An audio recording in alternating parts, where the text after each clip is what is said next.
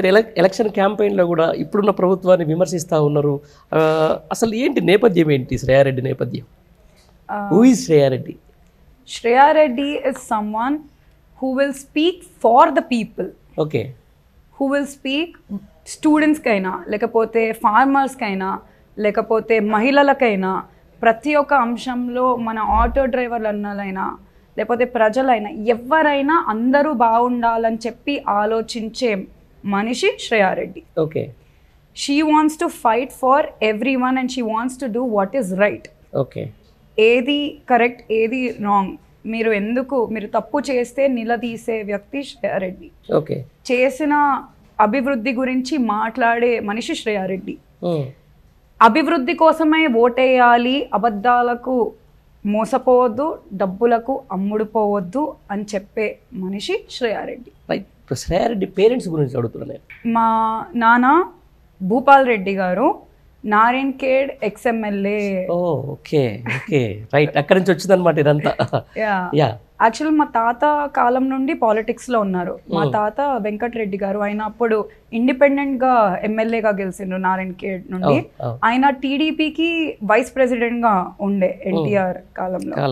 దాని తర్వాత మా పెద్దనాన్న కూడా ఎమ్మెల్యేగా ఉండే for 1 term from TDP party. దాని తర్వాత మా నాన్నకు కూడా ప్రెసిడెన్షియల్ అవార్డు వచ్చింది as a best social worker, అప్పుడే వచ్చిందనమాట. సో మా ఫ్యామిలీ అనేది ఎప్పుడూ ప్రజల మధ్యలో ఉంటా, ప్రజల కోసమై సేవ చేసి వాళ్ళ కోసం పోరాడతారు అని చెప్పి that's like the legacy. Okay. మొత్తానికి ఏదైతే నారాయణఖేడ్ మాజీ ఎమ్మెల్యే భూపాల్ రెడ్డి గారి కూతురు ఎట్లా ఉన్నారు? అసలు మచ్చలేని వ్యక్తి మీరే అన్నారు భూపాల్ రెడ్డి గారు. నిజంగా వాస్తవానికి ఆయన మీద ఎక్కడ కూడా చిన్న ఎలిగేషన్స్ కానీ లేకుండే, ఎందుకు గత ఎలక్షన్లో ఏం జరిగింది అసలు? అంటే వాస్తవానికి అందరూ పెట్టిన అలిగేషన్స్ అయితే లేవు, కానీ ప్రతిపక్షంలో ఉంటా అలిగేషన్స్ పెట్టిన నాయకులు అయితే ఉన్నారు.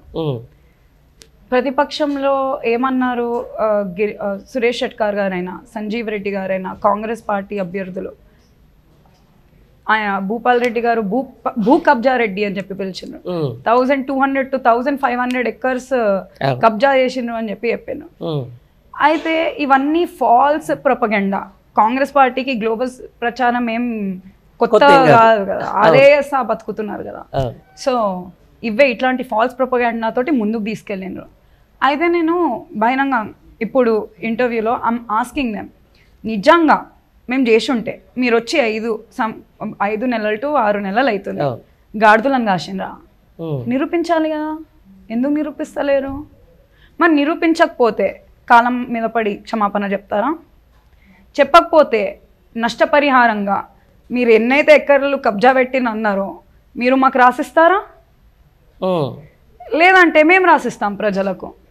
ఇట్లాంటి దుష్ప్రచారాలు, అబద్ధాలు తోటి ఇమేజ్ని డ్యామేజ్ చేయడం తప్పితే ఆయన నిజంగా చేసింది ఏం లేదు.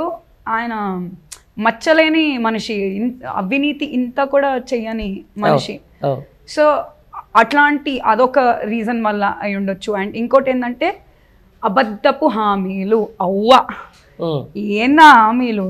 420 హామీలు ఎవరైనా ఇస్తారా? అది ఏ రకంగా వాళ్ళు అమలు చెయ్యలేరని చెప్పి వాళ్ళకు ముందే తెలిసిన ఆ హామీలు ఇచ్చి అరచేతిలో వైకుంఠం చూపించి ప్రజలకు మభ్యపెట్టి ఇప్పుడే ఇస్తున్నాను, December 9th రోజు నేను రుణమాఫీ చేస్తున్నాను, 2 లక్షల రుణమాఫీ, ఈ తేదీ వరకు ఇది అయిపోతుంది, ఆ బాండ్ పేపర్లు రాయడం ఏంది? వాళ్ళకు కూడా తెలుసు వాళ్ళు చేయలేరు అని చెప్పి, నమ్మకం లేదు ప్రజలని నమ్మించడానికి అవన్నీ చేయడం, నెగిటివ్ ప్రచారం చేయడం. బీఆర్ఎస్ ప్రభుత్వం ఎంతో అభివృద్ధి చేసిన ఏం చేయలేదని చెప్పి చూపించడం, బయట మీడియా ఛానల్స్ని కొని వాళ్ళ త్రూ నెగిటివిటీ స్ప్రెడ్ చేయడం, ఇట్లాంటి అసలు ఓడిపోవాల్సిన పార్టీయే కాదు బీఆర్ఎస్ పార్టీ. అంత అభివృద్ధి చేసింది. ఈ 10 సంవత్సరాల్లో చేసిన అభివృద్ధి చెప్పడానికి ఇంకో 10 సంవత్సరాలు కావాలి.